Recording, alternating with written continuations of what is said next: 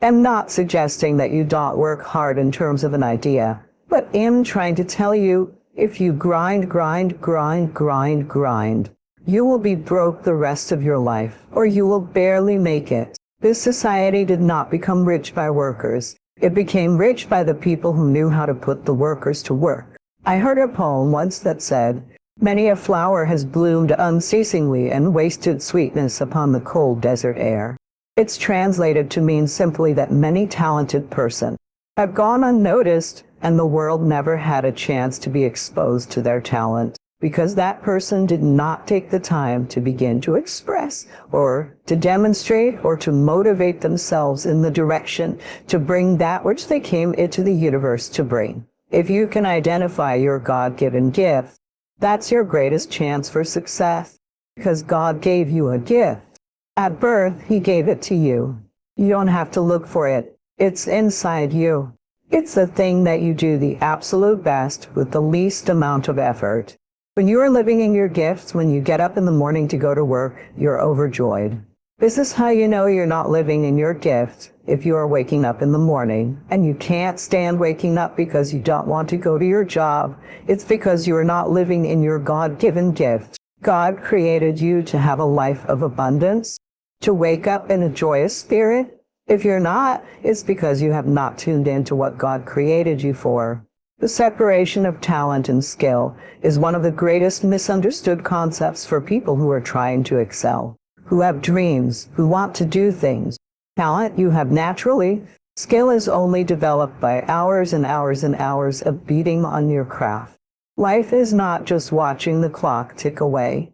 Life is a collection of experiences, their intensity, their frequency, whatever the span of your life turns out to be. Here's what you want to fill it up with: experiences and the intensity of those experiences. Here's one of the best ones we covered earlier. When should you start building this? The answer: as soon as you have it finished. When should you start the day? As soon as you have it finished. Plan the day the best you can, leaving plenty of room for improvising and surprises and all the stuff that happens during the course of the day. But if you've planned a good productive day, now you start that day. You can't believe how much more valuable your time will be. Don't start the day until you have it finished. Weak people are a problem in general, and I don't mean physically weak. I mean cowardly, let's say, and deceitful, because I'm thinking of it more in terms of moral weakness. There are a variety of reasons. First of all, if you can't support your own weight, then someone else has to do it. And that's not good. If you don't make your pathway, if you don't pick a forthright, useful, and noble pathway through life, then you'll become bitter and too hurt by the tragedy of existence. You tend to seek your revenge wherever you can get it, and that's not good. So, it's a mistake on all fronts. It's not good for you. It's not good for your family, it's not good for the community, and it's certainly not a good medium to long-term strategy, because life is very, very difficult. You have to be prepared for that. I had a watcher the other night at my lecture in Oslo. He wrote me a letter. He was a 17-year-old boy. He said that my work had been very helpful to him. His father had died suddenly about 6 months before, and he found his dad when he was dying. Was very, very shocked and horrified and hurt by what had happened. I had recommended in my YouTube lectures that one thing you could aim for was to be the strongest person at your father's funeral. So that's what he did. 1. He helped his mom, wrote a 200-word eulogy, and got through it. So good for him. That's strength and necessary. It's a terrible thing that happened, but he did everything he could not to make it any worse than it had to be. But do you never see that? Showing weakness can be a strength too, not weakness, vulnerability. That's a whole different thing. To admit to the fact that you're vulnerable is a form of courage, not a form of weakness. But that leads you to take whatever steps are necessary to deal with that properly. It isn't some facade that you're invulnerable. No one is invulnerable by any stretch of the imagination, and to stand up and face that is the best route. When I made this transition into the business world, what I discovered was, as you were talking a moment ago, You feel the tug on your heart, the kind of, wow, I started here, and now I'm over here. Here's what I believe: as you follow your dream, it begins to get bigger. When it gets bigger, there are more things that you're learning about it that you didn't know when you started. In the beginning of the dream, it's just very little, and you can kind of see it. So you go that way, but then it begins to expand. Yes, and for me, it's a calling. And let me just say this. I'm not trying to be over spiritual, but somebody asked me today what a calling was. And I like my new definition for a call. In fact, in my book Leadership, one of my chapters is shifting from career to calling, how you know and how you make that shift. I think a calling is a purpose with a divine touch. So many times we miss happiness because we think it's out there. So we pursue happiness, and what we need to discover is the fact that happiness is not a place that you go or a status that you attain. Happiness is an inside job. When I am content, happy, satisfied, pleased within myself, then everybody and everything will bring happiness around me. Just as if I'm displeased on the inside, there's nothing that will bring me pleasure or happiness on the outside. Happiness is not an outside job, it's an inside job. Happiness is not something that someone brings to me or gives to me. It's something I bring to myself and give to myself. So give yourself today the gift of happiness. It's your choice. And guess what? The moment you are happy within, there's a whole bunch of happiness that you're going to experience on the outside. The only thing you have to believe in, lean close, hear my words. The only thing you have to believe in right now is that humans are capable of learning. Humans, for whatever reason, nature has chosen not to endow us with a whole bunch of pre-programmed things. For instance, a baby horse, a foal, I believe is how you say that, when they're born, can already walk. Literally, boom, they come out and they're walking, and all is well because that's all hardwired into them. But a horse is a horse is a horse, and they're going to stay a horse, and that's that. You're never going to find a horse reading Chaucer. It's just not going to happen. So all those decisions are pre-wired. Humans, on the other hand, come out and cannot take care of themselves. They are a lump of flesh. They basically know how to suckle, and that's sort of the extent of it. But now, humans have the ability to go in all these crazy different directions. They can learn to become an astrophysicist, a carpenter, a doctor, an astronaut. Like, the number of directions that humans can go in is crazy. The amount of what was once known as junk DNA, we now know, is epigenetic signaling. The way that we can respond in all these different directions to our environment, to the things we choose to focus our energies on, is truly unique to humans. It's just absolutely astonishing. So understanding that that's baked into the human animal is the ability to learn and go in any direction. Once you realize that humans are adaptation machines and that we can learn anything, it's like, okay, whatever you want to do, you can do it as long as you're willing to pay that price. I'm not saying that it's not going to be hard. It is going to be very, very hard. I'm just saying that it is doable and that you will receive a return on investment in your energies. That's what people need to know and believe to the core of their being, that my time in this direction will be rewarded. Now, here's where people mess themselves up. There is this debate about whether or not it is. Hey, am I pre-programmed? I'm good at math, so that's it, and I should go do things that are math. Or I'm good at verbal, and I should go do things that are verbal. I'm naturally gifted as an athlete, so I should go be an athlete. Look, I'm not saying people don't get early wins. People get early wins, and if you happen to love the thing you're getting early wins in, that's awesome, man. You'll find it just a little bit easier. You've got a headwind or a tailwind, I guess. A tailwind. And so that's great, But if the thing that gives you the most energy in life is something that you have no natural inclinations for, go learn. When I say that I have zero natural ability as an entrepreneur, I mean zero. I had to learn everything, from not being lazy to problem solving, to overcoming my paralyzing fear, to looking at the world like a puzzle, to dealing with anxiety. Literally, it was comical. As I was going down my journey in the beginning, as an entrepreneur, to figure this out, It's ridiculous. And then I meet people who are like ripping flowers out of people's front yards and selling them back to them. When I say that that was not me, I had a paper route. And I was so chicken to go up to people's doors that I actually only got half the money that I could have gotten for the same paper route, the same amount of effort. Because I was so afraid to go knock on people's doors and ask to collect the money that was due. For like 2 years, I did a paper route for half the money. That's how much of an entrepreneur I was when I started. So you can learn this stuff. Now, my goals demanded that I learn entrepreneurship, so I learned it. So that's what I want people to understand.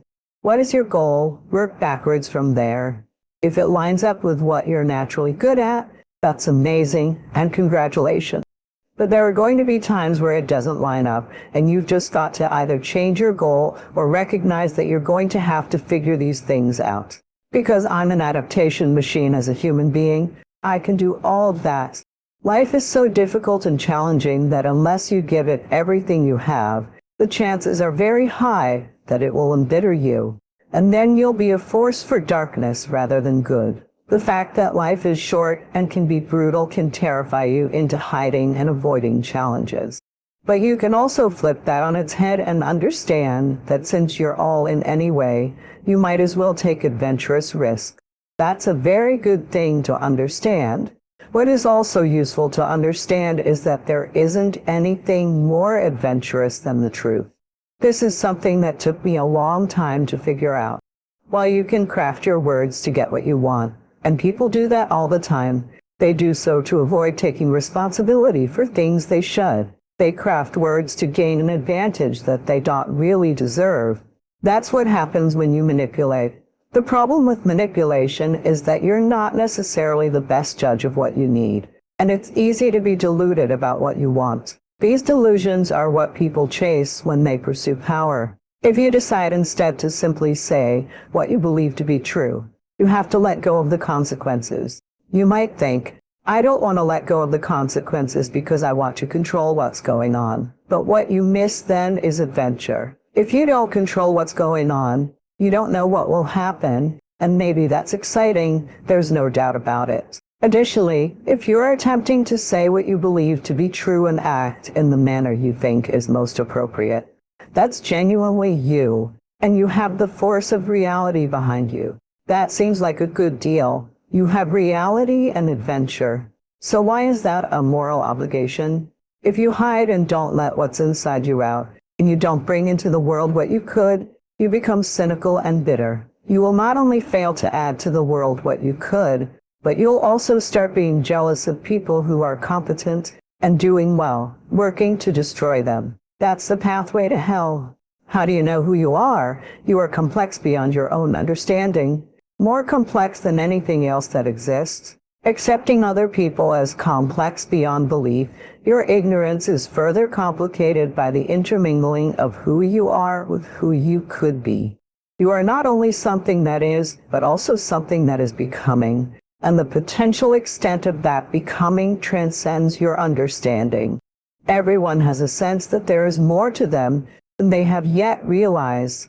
That potential is often obscured by poor health, misfortune, and the general tragedies and mishaps of life, but it can also be hidden by an unwillingness to take full advantage of opportunities, regrettable errors of all sorts, including failures of discipline, faith, imagination, and commitment. Who are you, more importantly? Who could you be if you were everything you could conceivably be? Are such questions impossible to answer? Or are there sources available to us from which guidance might be derived? After all, we have been observing ourselves in our successes and failures for perhaps hundreds of thousands of years. During that time, our shamans, prophets, mystics, artists, poets, and bards have distilled something vital from such observation, some concentrated essence of what makes us human in actuality and possibility. They have provided us with representations of that vital essence, presenting itself to us as something that can neither be ignored nor forgotten. These creative individuals write and act out dramas and tell stories that capture our imagination, filling our dreams with visions of what might be. The deepest and most profound of these are remembered, discussed, and honed collectively, forming the very basis of our culture. These are the stories upon which the ritual, religious, and philosophical edifices characterizing sophisticated, populous, successful societies are built. The stories we cannot ignore or forget speak to something we know, but do not fully understand. The ancient Greek philosopher Socrates believed that all learning was a form of remembering. Socrates posited that the soul, immortal in its essence, knew everything before it was born. However, at the point of birth, all previous knowledge was forgotten and had to be recalled through the experiences of life. There is much to be said for this hypothesis. Strange as it might seem, there is much that we could do, much that our bodies and minds are capable of doing, that remains dormant right down to the genetic level. Exposure to new experiences activates this dormant potential, releasing abilities built into us over the vast span of our evolutionary history. This is perhaps the most basic manner in which our bodies retain past wisdom and draw upon it when necessary. It is in this way, although not only in this way, that human possibility exists. Thus, there is something profound in the concept of learning as remembering. Obviously, learning involves turning on innate but hidden possibilities. We can learn much that is new. This is one of the primary factors differentiating us from animals. Even complex and intelligent mammals such as chimpanzees and dolphins tend to repeat their species' typical behaviors generation after generation with very little change. Humans, by contrast, continually seek out and encounter what is new, investigate and adapt to it, and make it part of themselves. We can also translate something we already know at one level of representation into knowledge. Another, we can observe the actions of a living creature, animal, or human, and then imitate them, translating our perceptions of their movement into new movements of our own. We can generalize such imitative acts, catching the spirit of what or whom we are observing and producing new ways of seeing and acting that are similar to that spirit. This forms the basis of the deeply embodied implicit knowledge that contributes to our true understanding. We can observe someone act or something occur, write down what we see, translating action into language that outlasts its utterance, and then communicate it later in the absence of what or whom is being described. Finally, and most mysteriously, we can imagine and then act out something that has simply not been seen before, something truly original. We can code and represent all that ability, adaptive action, and its transformation in the stories we tell about those we admire, as well as those we hate. That is how we determine who we are and who we could perhaps become. Stories become unforgettable when they communicate sophisticated modes of being, complex problems, and equally complex solutions that we perceive consciously in pieces but cannot fully articulate. Aim at something. Pick the best target you can currently conceptualize. Stumble toward it. Notice your errors and misconceptions along the way. Face them and correct them. Get your story straight, past, present, future. They all matter. You need to map your path. You need to know where you were, so you do not repeat the mistakes of the past. You need to know where you are, or you will not be able to draw a line from your starting point to your destination. You need to know where you are going, or you will drown in uncertainty, unpredictability, and chaos and starve for hope and inspiration. For better or worse, you are on a journey. You are having an adventure, and your map better be accurate. Voluntarily confront what stands in your way, the way that is the path of life, the meaningful path of life, the straight and narrow path that constitutes the very border between order and chaos. And traversing it brings them into balance. Aim at something profound, noble, and lofty. If you can find a better path along the way, once you have started moving forward, then switch course. Be careful, though. It is not easy to discriminate between changing paths and simply giving up. One hint, if the new path you see forward after learning what you needed to learn along your current way appears more challenging, then you can be reasonably sure that you are not deluding or betraying yourself when you change your mind. You will zigzag forward. It is not the most efficient way to travel, but there is no real alternative, given that your goals will inevitably change while you pursue them. As you learn what you need to learn and discipline yourself, you will find yourself turning across time incrementally and gracefully to aim ever more accurately at that tiny pinpoint, the X that marks the spot, the bullseye and the center of the cross.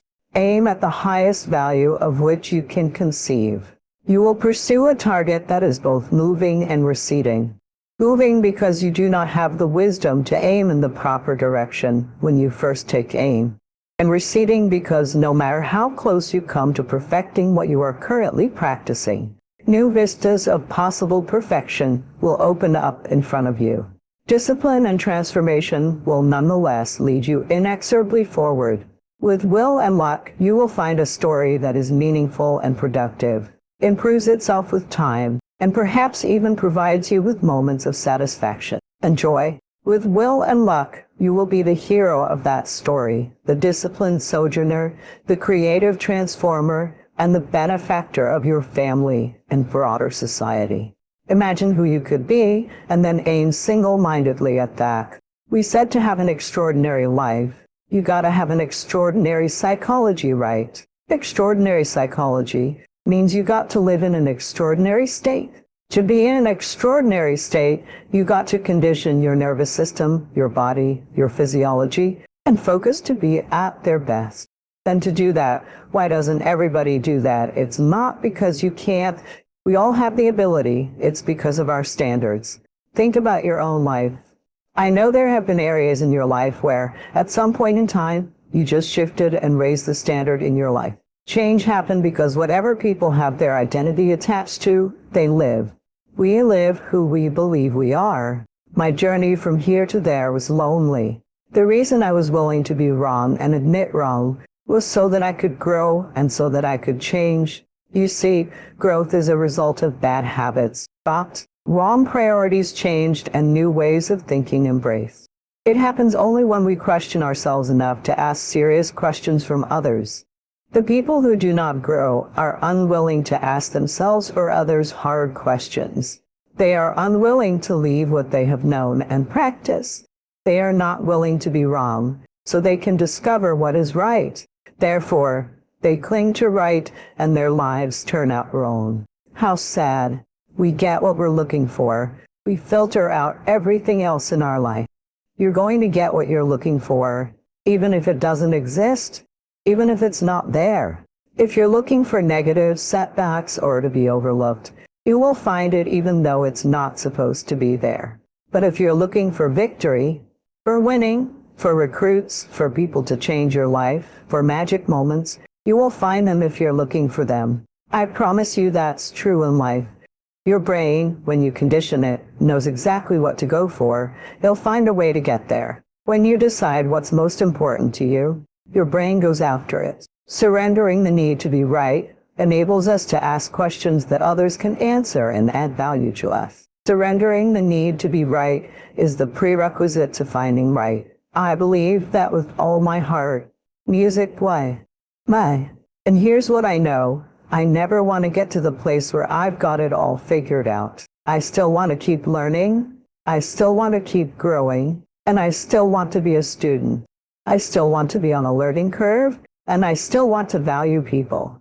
I still want to walk into my life and say, look, you have something that, if I could just ask the right question, you could impart to me that would help me and allow me to become a better person.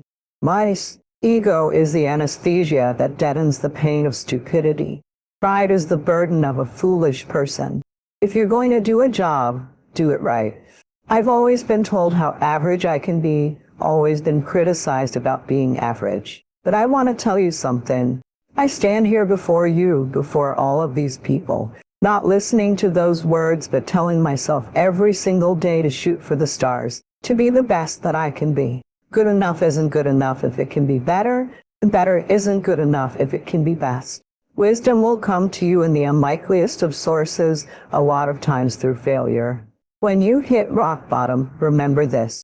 While you're struggling, rock bottom can also be a great foundation on which to build and on which to grow. I'm not worried that you'll be successful. I'm worried that you won't fail from time to time. The person that gets up off the canvas and keeps growing is the person that will continue to grow their influence. How many of you would love a breakthrough? All right, number one, you gotta have a permeating attitude that you're going to win. You have to have a positive outlook. You gotta be optimistic. You gotta know you're going to win. You gotta right now say, I'm going to win. I don't mean just this contest. I mean, I'm going to win. I'm going to win. My life is going to win. And there's going to be a victorious life here. Because listen to me, the price you pay for losing here is too extreme. You have to carry the burden of failure the rest of your life. You carry that around with you if you fail here. The biggest thing that breaks my heart is you feel the spirit right now. And then, when you get back, these dream stealers run into you and start to steal your dream. And you quit. You give up. You've got to decide, I'm going to win. You've got to decide that. The failure part of carrying failure, you've been exposed to what your life could be. If you fail here, the price is extreme. It's forever. You carry the failure forever. In being honest with you, I meet people oftentimes and they say, I was in WF. You really changed my life for this meeting, but, and they put their heads down. They've been carrying it. They carry it. They see these Facebooks and Instagrams and what we're doing. You gotta know you're going to win. You gotta sell out. Yeah. I'm telling you, you gotta become a sellout. You need to sell out. Oh, you need to get obsessed. You gotta get relentless. You gotta be a road dog. You gotta get intense. That's what you gotta do. There are some dream stealers you need to look out for. These four. I don't want them to happen to you. Ready? Say yes. Music 1. No, Fravs. Dream stealer number 1. That'll take you out of here. Lack of confidence or faith. Lack of belief will steal your dream. You gotta know you're going to win. You've got to have some faith. These people sitting around you right now, they're whispering to you, you can do this. I believe it. Just like when you were a little boy or a little girl, they've always believed in you. They've always known you're going to do something special. They always knew you were great. You need to know it. You need to take that God that's sitting there with you and those precious souls that have passed, who have always believed in you, and carry them with you everywhere. They're with you anyway. Acknowledge them. If you don't believe that, honor them, honor God. Honor these people who believed in you with your magnificent life. Honor them. Don't give in to lack of belief or lack of confidence. Don't ever do that again. Don't do it in WFG or out of WF goods. You were made to do something great. You're special. You were made in the image of God. Something awesome is supposed to happen for you. And those of you that have made something awesome happen, something even more awesome is supposed to happen for you. I would say for the last 45 years, we've told psychologists they've been certainly in part to blame for this. You're okay the way you are. That's what we tell young people. Oh, you're okay the way you are. It's like, and there's nothing worse you can tell a young person than that, especially if they're miserable. You know, and lots of them, if they're miserable and aimless, it's like, oh, I'm miserable and aimless, and sometimes I'm suicidal, and I'm nihilistic, and I don't have any direction in my life. It's, well, you're okay the way you are here. And it's like they don't want to hear that. They want to hear, look, you know, and you know this, you're useless. You know nothing. You haven't got started. You've got 60 years to put yourself together, and God only knows what you could become. And that message is so much more. It's so funny because it's such an attack, but it's so positive because there's faith in the potential that makes up the person, rather than the miserable actuality that's manifesting itself at the moment. Young people respond extraordinarily well to that because, and you know that if you're a parent and you love your child, your son, or your daughter, what you're trying to foster is the best in them. You want that to manifest itself across the course of their life. You want them to become continually more than they are, see what they could be. And well, I think that's part of the great message of the West. That's the ethical requirement of individual being, in the proper sense. is to constantly know that you're not what you could be. Take responsibility for that, and to commit yourself, body and soul, to the attainment of that ideal. So, I have this thing that I've been promoting called No Whining Wednesdays. On Wednesday, you cannot whine, complain, or criticize. And people are like, well, what is whining? Whatever you think it is, don't do it. And every time you do it, you have to put a quarter in a jar. If you whine about anything, I can't, I'm tired. By the way, why don't you? What happened? Every one of them will cost you a quarter. Or complaining. Why don't you? Why don't you? Why do you always? How kind. I always. They never. You a quarter. Then last week, I had people send me pictures of their jars with quarters. Oh my God. But what they said to me was also wonderful, because I was never ever aware of how much whining, complaining, and criticizing I do. Now, I've got mothers doing it with their children. So Wednesday is No Whining Wednesday. We need to practice that. We need to stop whining about what isn't happening, what we don't have, what we can't do, what somebody didn't do. We got to get it clean. In 2014, no whining, no complaining, no criticizing. I struggled with this. The last time I took an English class, I got a fail. My English teacher said I was the weakest writer she had ever met in her entire life. The last time I took a speech class the same year, I got a D- in speech. My speech teacher said, I recommend you never speak in public. You should get a desk job. So that was the beginning of my life. That was my 19-year-old experience. And then I went on, trying to figure it out. I was obedient. I went and got a job in accounting. I was in the collection department for 7 years. Y'all don't know, I'm dangerous to accounting. I'm just dangerous. I was in collections, and you know you should never put a broke person in collection. Never, because everybody's reasons sound good to me. I'm funny, but it was real. Not only did I say, girl, don't you worry about paying that. I'm going to take your name off the list. Somebody went to jail because I was inclined to do so. I got fired from 5 different jobs. Then I got pregnant with my son unexpectedly. At 8 months, my son's father went to prison. I had to get on government assistance to have my baby. I was on WIC, Women, Infants and Children, to feed my child.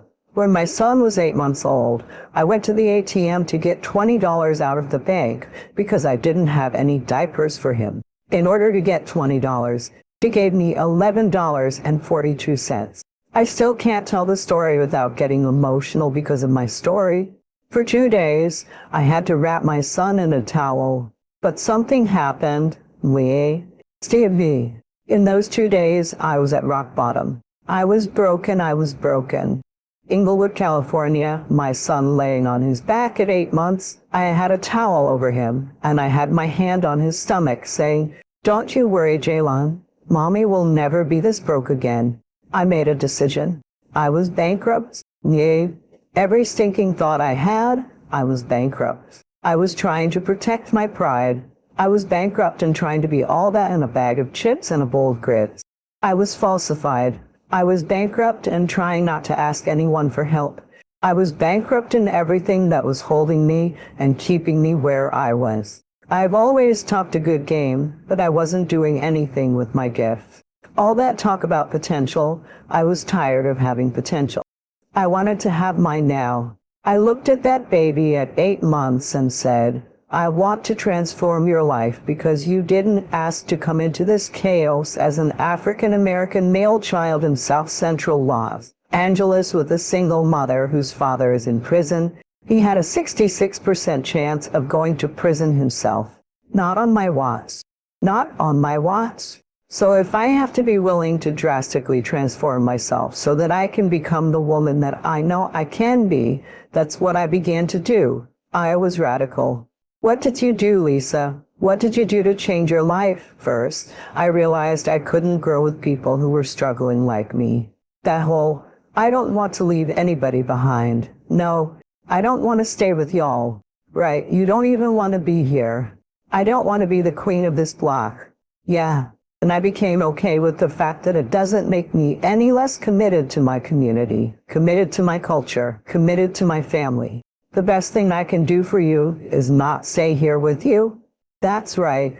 Once I got that, I went to places I'd never seen before. I went to conferences where people were talking about money, talking about prosperity.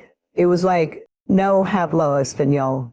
What are y'all talking about? ROI and PPMs and term agreements and capital fundraising and bottom lines. What is it? I stayed until I learned what they were talking about. I went to the same conference 42 times, and there I raised $532,000 in capital for my company to start my dream. My dream was to transform teen lives. I wanted to teach teens how to fall madly in love with themselves and how to make integrity-based decisions. I got it funded and I started working.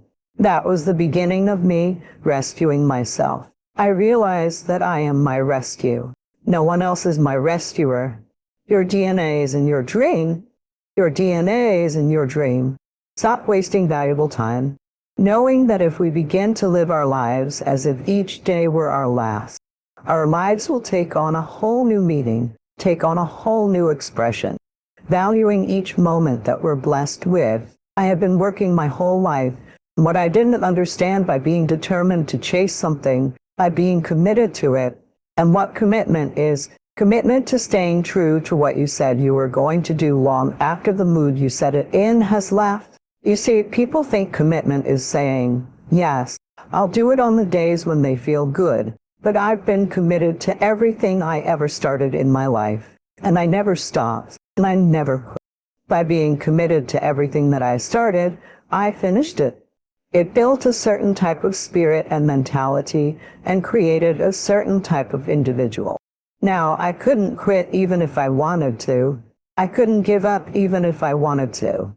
I couldn't stop even if I wanted to.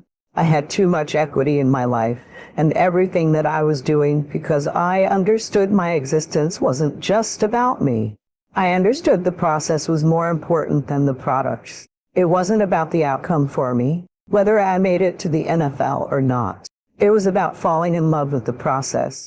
I was going to fall in love with that process because I understood that falling in love with the process was going to turn me into a machine. The next thing that begins to nurture that hunger is honoring yourself as your word. Don't give your word out lightly. When you throw your word out there and you don't honor it, it makes a statement about you. If you decide to maintain a sense of integrity with yourself, if you speak it, you're going to live it. It's who you are, and you need to be very cautious in how you give your word to others. Most of all with the commitments you make to yourself, because you want your life to reflect your work and honor who you are and what you express. Another challenging area in terms of nurturing and developing that hunger in yourself is learning to become single-minded. Learning how to concentrate, learning how to focus. You'll be surprised by the things you are able to do when you learn how to block things out. When you learn how to keep that eye single. You'll be surprised by the ideas that will come to you, the people you'll be able to attract, and the opportunities you'll be able to see. You begin to see things. I've been there, looking at you in the fencing. I can't believe this is video all this time. Here's a habit that I do. Maybe it might be of some value to you. I get up in the morning and start writing what great ideas I can think of that can improve me and enable me to reach my goal. I just let my mind flow. Sometimes I write 15 or 20 ideas. Some days it's more difficult than others. One idea can change your life. One idea can turn your life around. Deciding that you're going to focus on developing your skills.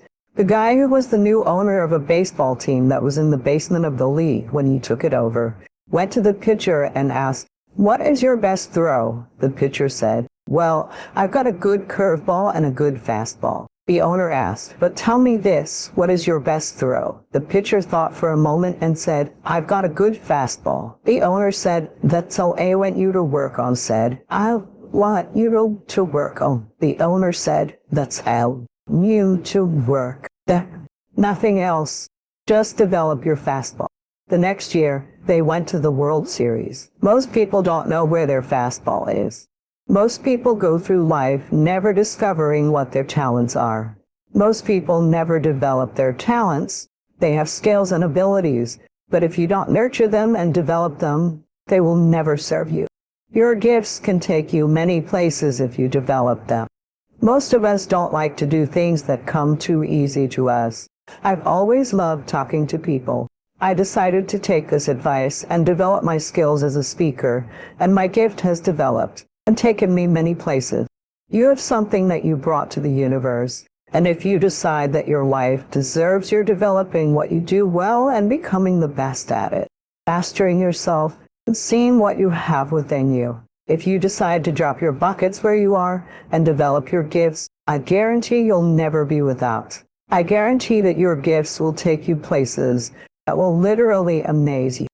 I guarantee that if you begin to work to develop your gifts, you'll develop a strong sense of happiness. You'll get a larger vision of yourself, because part of beginning to get a larger vision of yourself is having an area where you have a feeling of competence. That people know when they think about this area, that it's something you do, that you eat and sleep and do, that people know it, and you know it. You know that you know this. If you don't know anything else, you know this. Can you tell I know what I'm doing? Hello, you know this. So you've got to work on it. When other folks are having a good time, you've got to have the strength of character to concentrate, to read, to digest information. If you decide in any particular area that you're concerned about to make a conscious, deliberate, determined effort to read one book a month in that area, in 5 years you'll be among the top 5% experts in the world. I read a minimum of 2 books a week. The average American reads only 1 book a year. If you decide that you are going to master a particular area in this era of accelerated change, overwhelming complexity and tremendous competition, as you begin to develop and expand your skills, your talents, and your vision of yourself, you will always be in control of your destiny. We go to school for all these years, and they never really show us the importance of a dream. I look at school and am like, the way school is designed is to prepare you to work for somebody else. I'm not even upset about that, but there's little of you that you get to work with because it's a deep problem. So I said to my son, I gotta ask you a question, and I'm being serious. Do you believe you created yourself? He said. What? I asked again. Do you believe you created yourself? He said. No. I asked, do you believe there's a creator? He said. Of course I do, I said. Don't do the dad then. He said, don't do the dad then. You know who I am, and you know I'm about that life. Don't answer like I'm asking you for real. You owe me nothing. Do you believe that there's something out here that's bigger than you? He said. Of course, I think, I asked. Do you believe as a human being, not in a braggadocious way, but that you are the greatest level of all creation? Yes. Like me, I said. Yes. Like you. Better than a deer. He said. Yes, like you. Better than a deer. He said. Yes. Better than a deer. I asked. Do you believe as a human, you're just here to be in a relationship, have sex and have money and buy stuff? And me, I must. He was like, no, I said. Then why have you never gone after something greater? Why have you spent so much time worrying about a relationship, money, cars, and stuff? If you really believe what you just told me, that as a human, there is something greater, then why aren't you pursuing that? He was like, I don't know, I said. Here's the trick, son. If you get this, you still might not get it all, but I'm just being real with you. I think it's a fabulous place, but I didn't walk in there like it was the mountains that made me go, oh, whoa. It was really when I saw the birds flying that I was like, unbelievable. It wasn't really the room that impressed me. As a matter of fact, the guy was getting on my nerves. When you pay money to go somewhere, they try to do the old personable thing. I might drop a dime on it all. Just give me the keys, and if I have problems when I get to my room, I'll call you. Bye. I'm having a conversation with my son. I say, son, do me a huge favor. Don't go after low-hanging fruit. Here's the deal. If you get to the top of the tree, all the food from the bottom to the top is going to be there. So I don't need you focusing on cars, money, and stuff. You're going to get that. I need you to focus on why you were born in the first place. Why are you here on Earth for this particular time? What are you doing here? Anybody can buy a car. Son, animals get into relationships. Animals have sex and have kids. Son, it's gotta be deeper than that. If you're higher than a human, then why you're here? You've got to do more than what animals do. Then no. So when they talk about dreams and legacy, I'm like, well, don't get. Write this down. Your DNA is in your dream. Your DNA is in your dream. It was funny. I was walking with CJ the other day and we were talking. I promise you, every single time we talk, I don't care when it is or how long we talk, we always talk about the relationship he had with his father. I know the impact it had on his kid, his DNA, his brain, his DNA. That's all he cares about, his son. When we go out, I never see him dressed in a certain way. He never says, hold on, I gotta get the polo shirt. Every time I talk to him, it's the same thing. His DNA, his dream, his kids have formed his life and who he is as a man.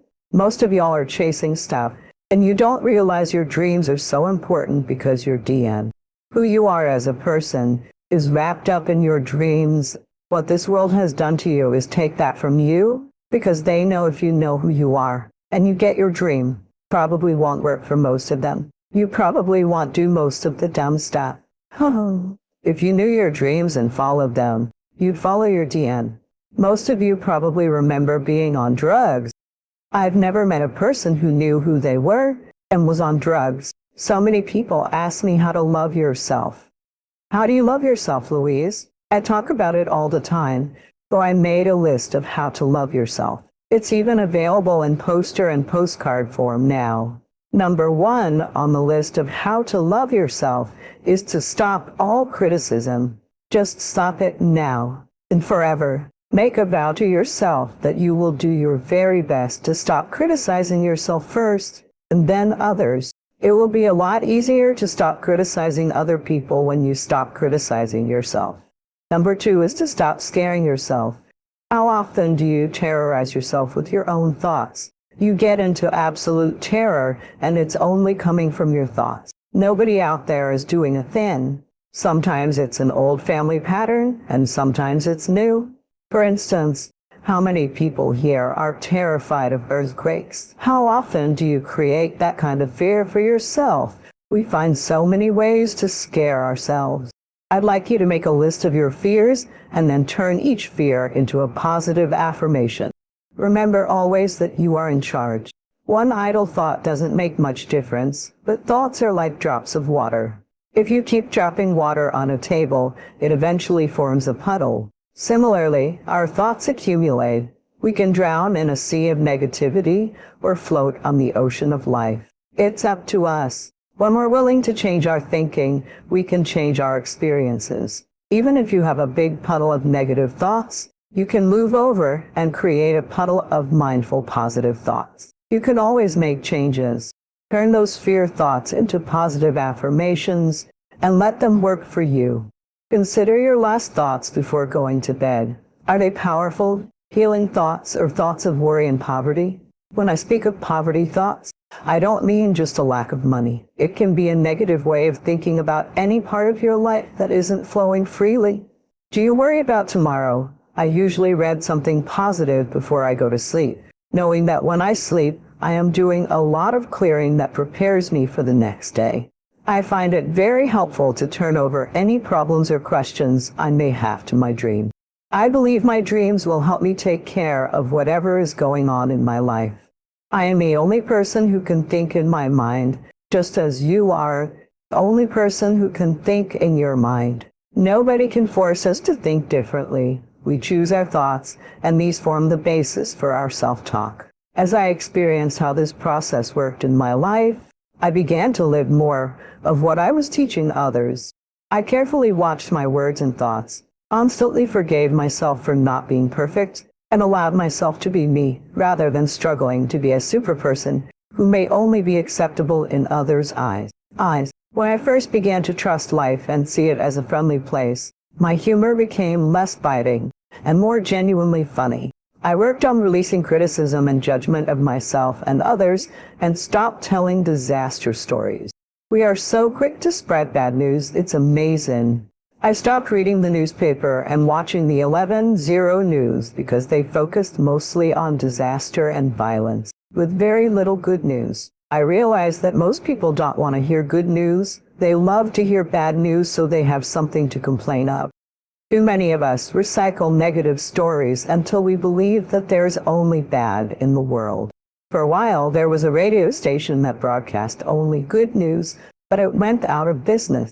When I had cancer, I decided to stop gossiping, and to my surprise, I found I had nothing to say to anyone. I became aware that whenever I met a friend, I would immediately share the latest gossip. Eventually, I discovered there were other ways to talk. Although it wasn't an easy habit to break, I realized that if I gossiped about other people, then other people probably gossiped about me, because what we give out, we get back. As I worked more with people, I really began to listen to what they said. I began to hear the words, not just get the general drift.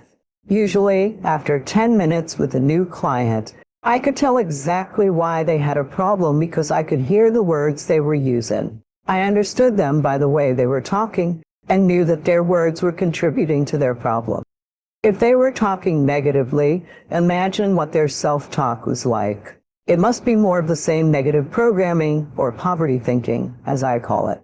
A little exercise I suggest is to put a tape recorder by your telephone. Every time you make or receive a call, push the record button. When the tape is full on both sides, listen to what you've been saying and how you say it. You will probably be amazed. You will begin to hear the words you use and the inflection of your voice. You will start to become aware of patterns. If you find yourself saying something 3 times or more, write it down because it is a pattern. Some patterns may be positive and supportive, and you may also have some very negative patterns that you repeat over and over again. Regarding the power of the subconscious mind, it makes no judgment. The subconscious mind accepts everything we say and creates according to our beliefs. It always says yes. Our subconscious minds love us enough to give us what we declare. We have a choice. If we choose poverty beliefs and concepts, the subconscious assumes we want them and will continue to give us these things until we are willing to change our thoughts, words, and beliefs for the better. We are never stuck because we can always choose again. There are billions of thoughts to choose from. Our subconscious minds don't know true from false or right from wrong. We don't want to deprecate ourselves in any way. Avoid saying things like, "Oh, stupid old me," because the subconscious mind will pick up this self-talk, and after a while, you will feel that way. If you say it enough times, it will become a belief in your subconscious. The subconscious mind has no sense of humor, and it's important to understand this concept. You cannot make a joke about yourself and think it doesn't mean anything. Even if you're trying to be cute or funny, the subconscious mind accepts it as true. I don't let people make put-down jokes in my workshops. They can be raunchy but not derogatory towards a nationality, gender, or anything else. Don't joke about yourself or make derogatory remarks about yourself because they will not create good experiences for you. Don't belittle others either. The subconscious mind doesn't distinguish between you and others. It hears the words and believes you are talking about yourself. The next time you want to criticize someone, ask why you feel that way about yourself. You only see in others what you see in yourself. Instead of criticizing others, praise them. And within a month, you will see enormous change within yourself. Our words reflect our approach and attitude. Notice how lonely, unhappy, poor, or sick people talk. What words do they use? What have they accepted as the truth for themselves? How do they describe themselves? Their work, their lives, their relationship. What do they look forward to? Be aware of their words, but don't tell strangers that they are ruining their lives by the way they talk. Don't do this to your family and friends either, because the information will not be appreciated. Instead, use this information to begin making connections for yourself and practice it.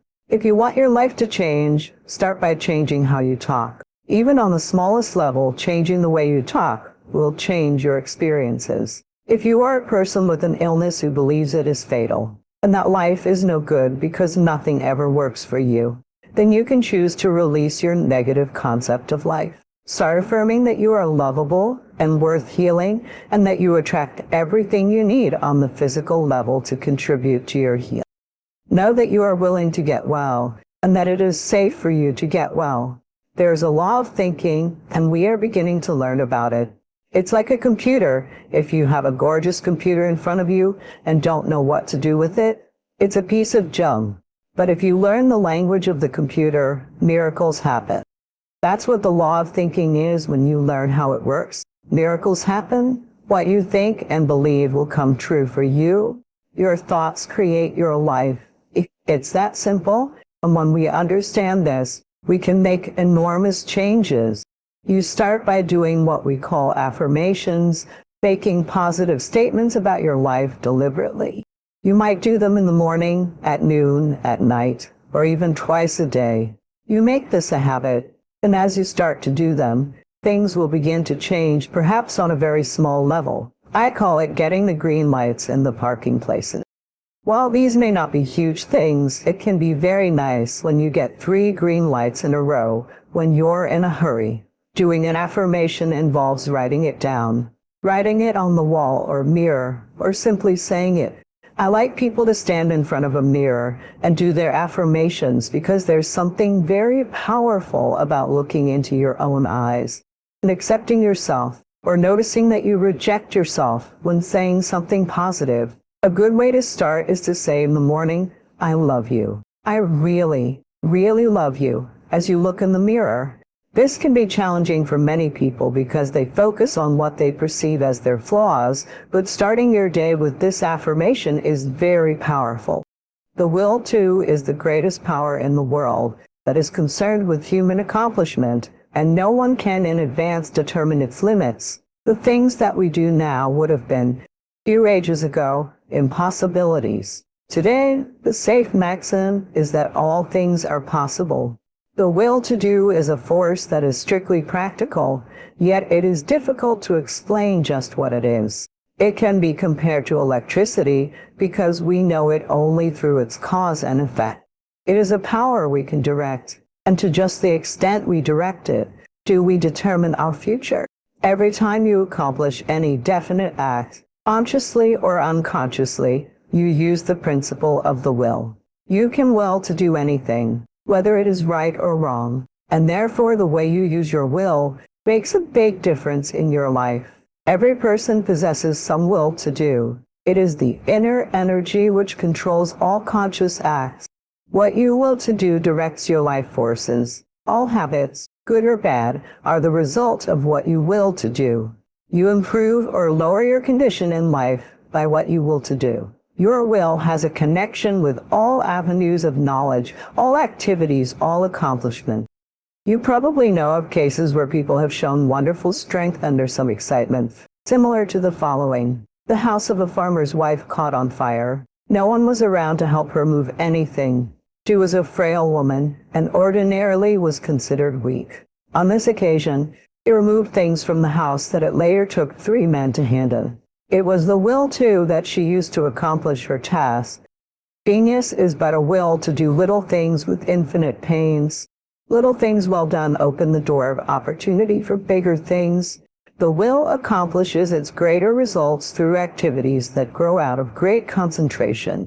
In acquiring the power of voluntary attention to such an extent that we can direct it where we will and hold it steadily to its task until our aim is accomplished. When you learn so to use it, your willpower becomes a mighty force. Almost everything can be accomplished through its proper use. It is greater than physical force because it can be used to control not only physical but mental and moral forces. There are very few that possess perfectly developed and balanced willpower, but those who do easily crush out their weak qualities. Study yourself carefully. Find out your greatest weakness and then use your willpower to overcome it. In this way, eradicate your faults one by one until you have built up a strong character and personality. Rules for improvement. A desire arises. Now, think whether this would be good for you. If it is not, use your willpower to kill out the desire. But on the other hand, if it is a righteous desire, summon all your willpower to your aid. Crush all obstacles that confront you and secure possession of the coveted good. Slowness in making decisions is a weakness of willpower. You know you should do something, but you delay doing it through lack of decision. It is easier not to do a certain thing than to do it. But conscience says to do it. The vast majority of persons are failures because of the lack of deciding to do a thing when it should be done. Those who are successful have been quick to grasp opportunities by making a quick decision. This power of will can be used to bring culture, wealth, and health. Some special pointers for the next week. Try to make quicker decisions in your little daily affairs. Set the hour. You wish to get up and rise exactly at the fixed time. Anything that you should accomplish, do on or ahead of time. You want, of course, to give due deliberation to weighty matters, but by making quick decisions on little things, you will acquire the ability to make quick decisions in bigger things. Never procrastinate. Decide quickly, one way or the other, even at the risk of deciding wrong. Practice this for a week or two and notice your improvement. The lack of initiative also keeps many men from succeeding. They have fallen into the way of imitating others in all that they do. Very often we hear the expression, "He seems clever enough, but he lacks initiative." Life for them is one continuous grind. Day after day, they go through the same monotonous round of duties, while those who are getting along are using their initiative to get a greater fullness of life. There is nothing so responsible for poverty as this lack of initiative, this power to think and do for ourselves. You are as good as anyone. You have willpower, and if you use it, you will get your share of the luxuries of life. So use it to claim your own. Don't depend on anyone else to help you. We have to fight our own battles. All the world loves a fighter, while the coward is despised by all. Every person's problems are different. So I can only say analyze your opportunities and conditions, study your natural abilities, form plans for improvement, and then put them into operation. Now, as I said before, don't just say, "I'm going to do so and so." Carry your plan into execution. Don't make an indefinite plan, but a definite one. And then don't give up until your object has been accomplished. Put these suggestions into practice with true earnestness, and you will soon note astonishing results, and your whole life will be completely changed. An excellent motto for one of pure motives is, "Through my willpower, I dare do what I want to." You will find this affirmation has a very strengthening effect. The spirit of perseverance, the spirit of stick-to-itiveness, is the one that wins. Many go just so far and then give up, whereas if they had persevered a little longer, they would have won out. Many have much initiative, but instead of concentrating it into one channel, they diffuse it through several, thereby dissipating it to such an extent that its effect is lost. Develop more determination, which is only the will to do, and when you start out to do something, stick to it until you get results. Of course, before starting anything, you must look ahead and see what the finish leads to. You must select a road that will lead to somewhere rather than nowhere. The journey must be productive of some kind of substantial results. The trouble with so many young men is that they launch enterprises without any end in sight. It is not so much the start as the finish of a journey that counts. Each little move should bring you nearer the goal which you plan to reach before the enterprise began. Lack of perseverance is nothing but the lack of the will to do. It takes the same energy to say, "I will continue," as to say, "I gave up." Just the moment you say the latter, you shut off your dynamo and your determination is gone. Every time you allow your determination to be broken, you weaken it. Don't forget this. Just the instant you notice your determination beginning to weaken, concentrate on it, and by sheer willpower, make it continue on the job. Never try to make a decision when you are not in a calm state of mind. If in a quick temper, You are likely to say things you afterwards regret. In anger, you follow impulse rather than reason. No one can expect to achieve success if he makes decisions when not in full control of his mental forces. Therefore, make it a fixed rule to make decisions only when at your best. If you have a quick temper, you can quickly gain control over it by the simple rule of counting backward. Count backward requires concentration, and you thus quickly regain a calm state. In this way, you can break the temper habit. It will do you a lot of good to think over what you said and thought the last time you were angry. Persevere until you see yourself as others see you. It would do no harm to write the scene out in story form and then sit in judgment of the character that played your part. Special instructions to develop the will to do. This is a form of mental energy, but requires the proper mental attitude to make it manifest. We hear of people having wonderful willpower, which really is wrong. It should be said that they use their willpower, while with many it is a latent force. I want you to realize that no one has a monopoly on willpower. There is plenty for all. What we speak of as willpower is but the gathering together of mental energy, the concentration of power at one point.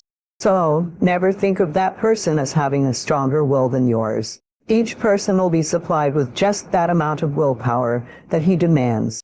You don't have to develop willpower if you constantly make use of all you have, and remember, the way in which you use it determines your fate.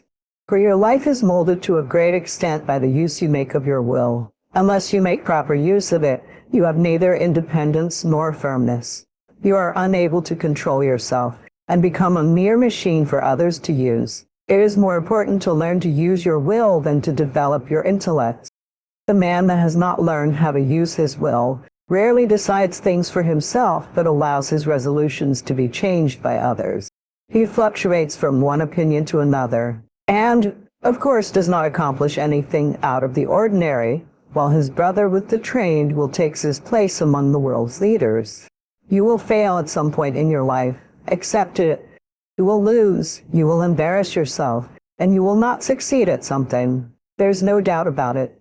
Embrace it because it's inevitable. Direction determines destination.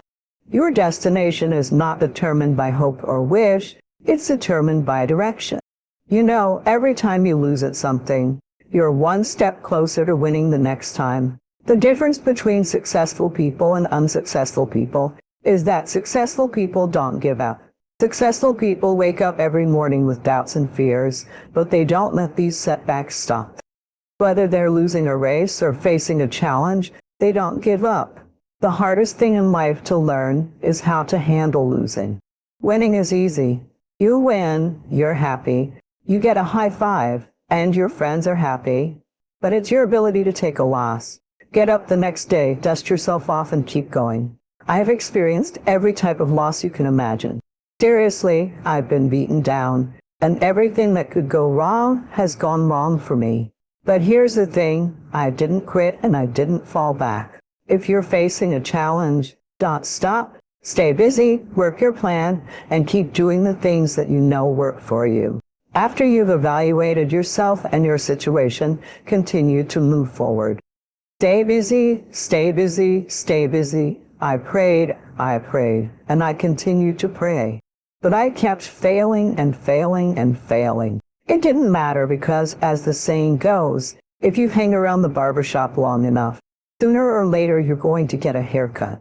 So you will catch a break, and I did catch a break. If you constantly remind yourself after every defeat, every setback, every time you get knocked down, remember this. If life knocks you down, try to land on your back. Because if you can look up, you can get up. Many people stop believing after failure, but let me share something with you. You will fail your way to success. Yes, even the United States millionaires have faced financial bankruptcy. You will fail your way to success.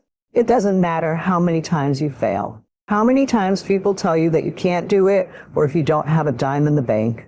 You will fail your way to success. You cannot change your destination overnight, which means you can't arrive at a 5-year goal tomorrow. However, what you can change today and overnight is your direction. One of the biggest challenges people face is that while everyone wants a better quality of life and greater success, almost all of us get stuck at times. Sometimes something stops us from doing what we are truly capable of, whether it's transforming our health, changing a relationship, improving our finances, or finding happiness and fulfillment at a new level. We get stuck with the belief of how we're not supposed to be, what we're not supposed to do, what people won't accept, or what we're not capable of set, or what we're not capable. Or maybe we get stuck in an emotional pattern, just being pissed off, frustrated, worried, sad, or overwhelmed. Sometimes we get stuck, not so much in anything specific, but just in some habits of doing things a certain way. What a breakthrough is that moment in time where there's an opening.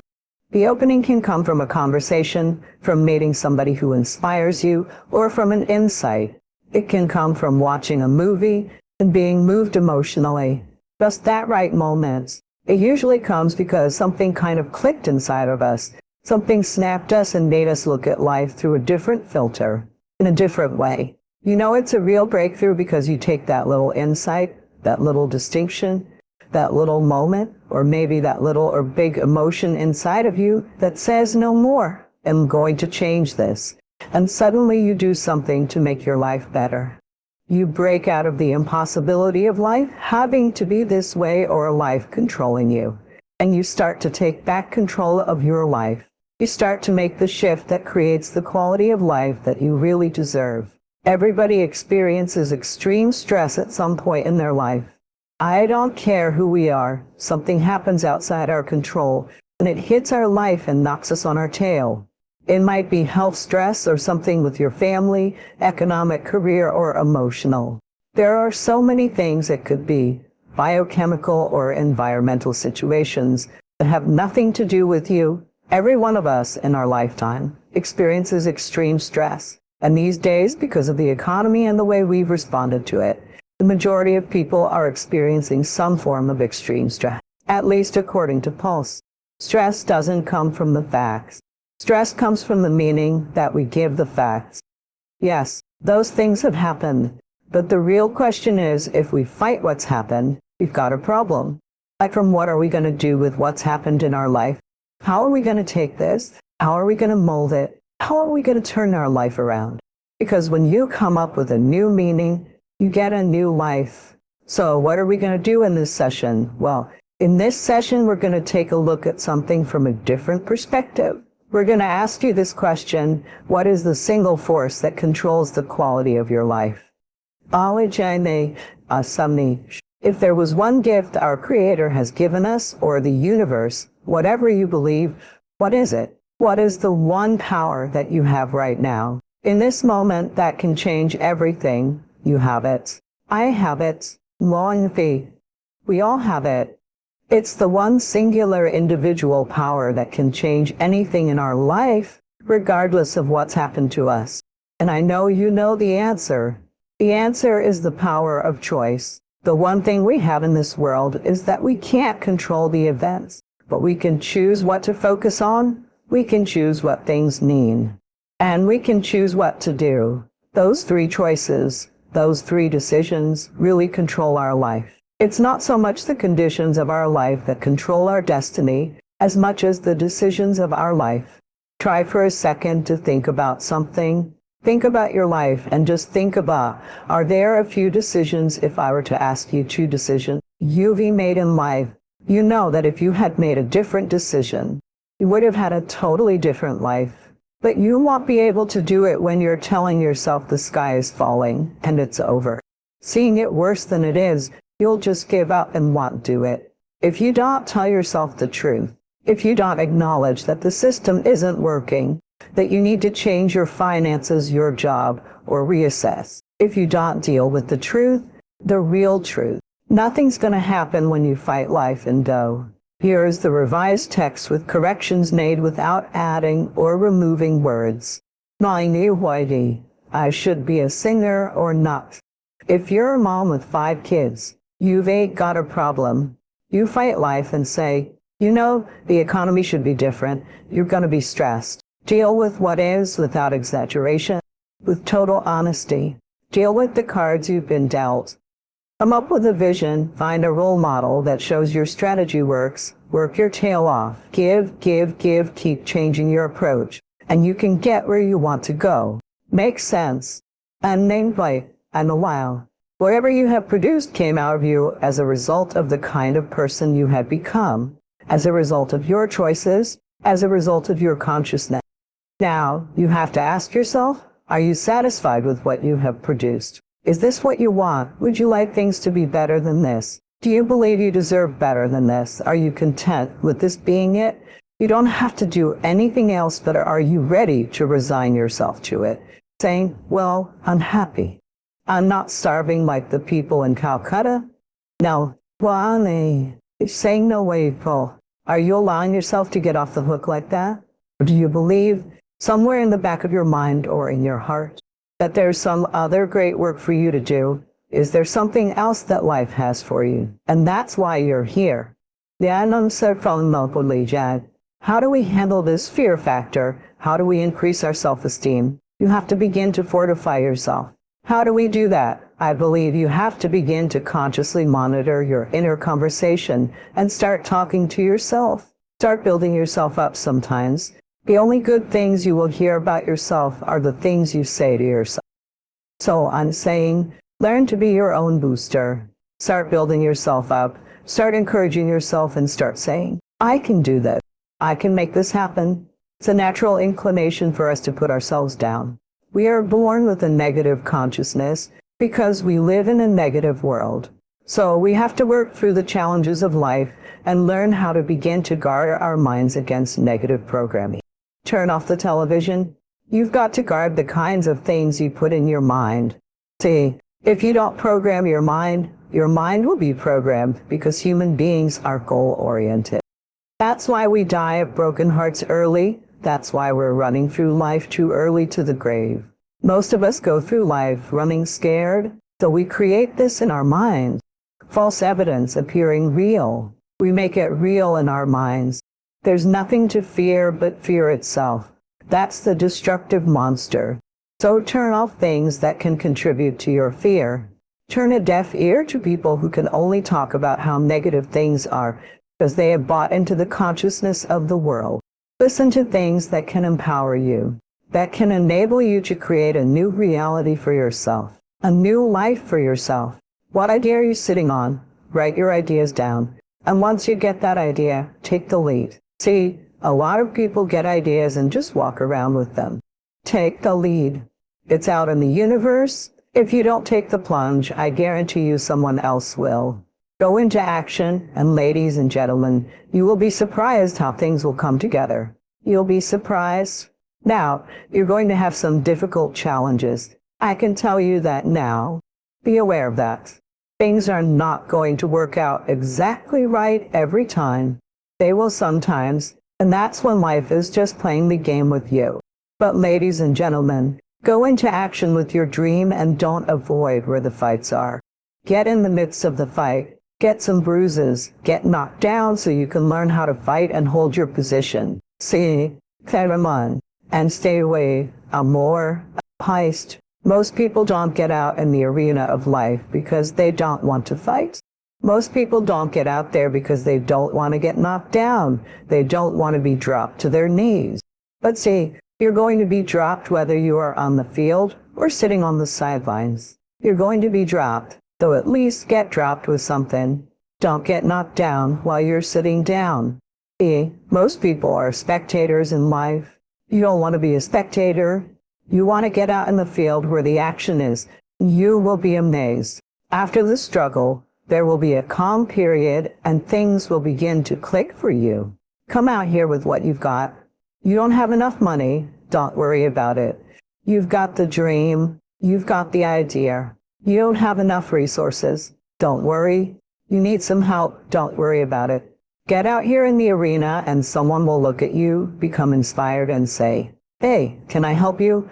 But if you're sitting up in the bleachers, nobody's going to ask you anything. I am connected to an unlimited source of abundance. I forgive everyone, including myself. My essential nature is perfect and faultless. I nourish my mind, body, and soul. I relax and enjoy life. I am a divinely healthy and fit human being. I choose to feel peaceful. I am realistic and expect miracles. I am an infinite being. The age of my body has no bearing on what I do or who I am. I have the ability to accomplish any task I set my mind to with ease and comfort. I forgive myself, and then I move on. I am ready and willing for miracles to enter my life. I know there is no way to happiness. Happiness is the way. I work at eliminating all my judgments of others. I pay attention to my inner callings and apply my own uniqueness to everything I undertake. It is through selfless action that I experience my own fulfillment. I live in accordance with nature, and therefore never go against the way of things. The usefulness of what is depends upon what is, not what is not. I choose to ignore the seductive lure of acquisition and fame. I am a magnet for success and good fortune.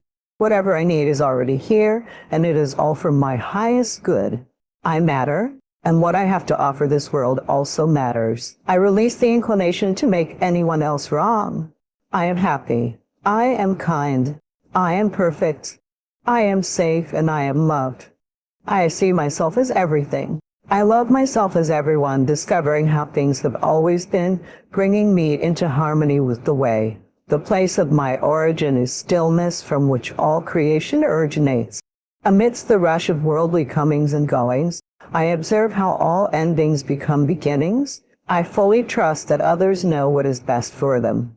I act virtuously. I do not need rules to be kind and just. I am moral, profitable, and a genius extraordinaire, regardless of what any transcript or bank statement might say.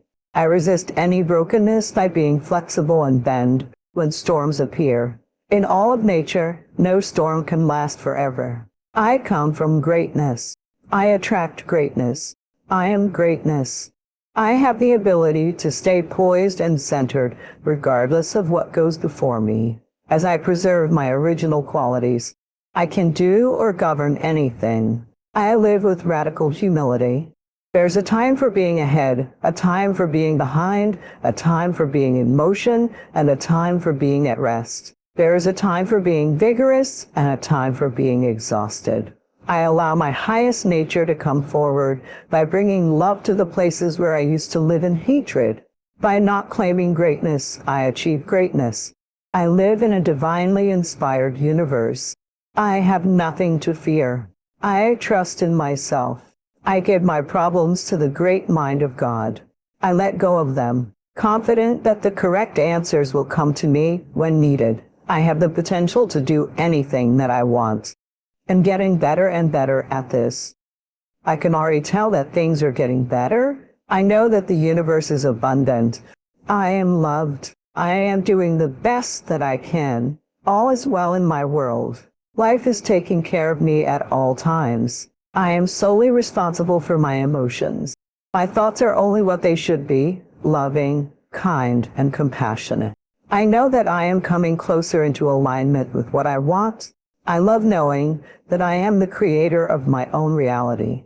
I love knowing that I can dream big. I like understanding the laws of the universe. Everything is always working out for me. I always have everything I need, every day, in every way.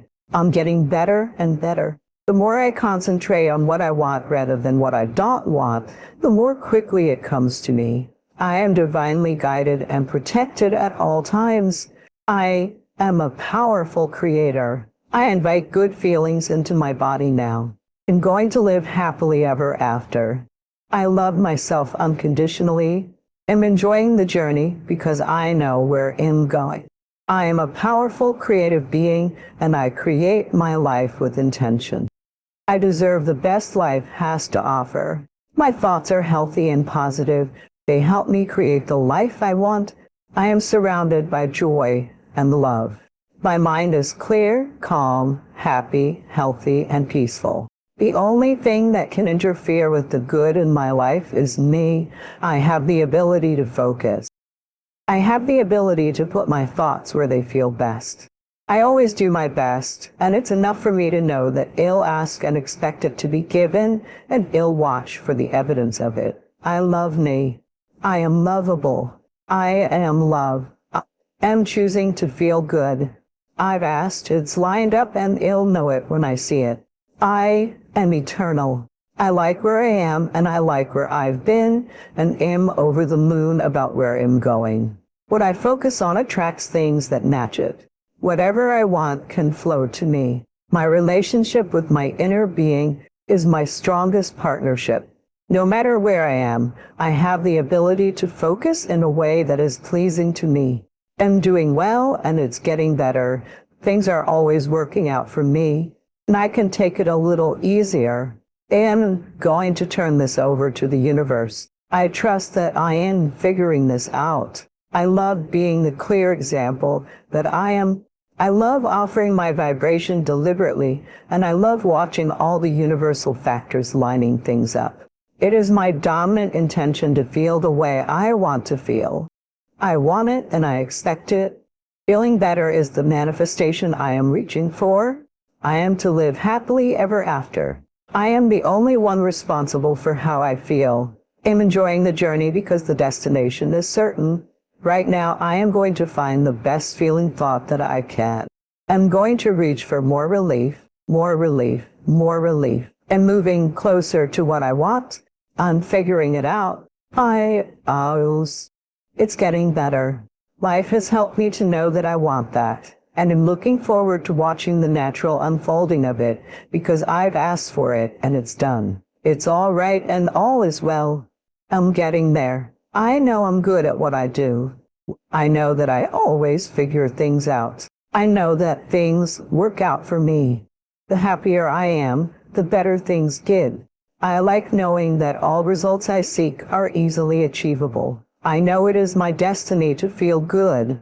In source energy in a human body, and I get what I want. I love knowing that joy is simply a choice. I was destined for a life of fulfillment and never-ending joy, where I am constantly changing to something better. In my appreciation, I allow myself to receive wonderful things. I am the creator of my mood, therefore, I am the creator of my day. If I want it, I can attract it. Simple. I love knowing that it doesn't matter what's going on right now, because I can keep telling the new story. I don't know how it's going to come. I just know it's going to come because it always does. On the path, and the path is unfolding. I'm whole. I'm strong and happy, I'm sure, and I'm alive and glad to be. I'm good at what I do, and I'm blessed. I'm tended to. I'm seen, I'm heard, and all is well. Everything is all right. Inta, Walmir,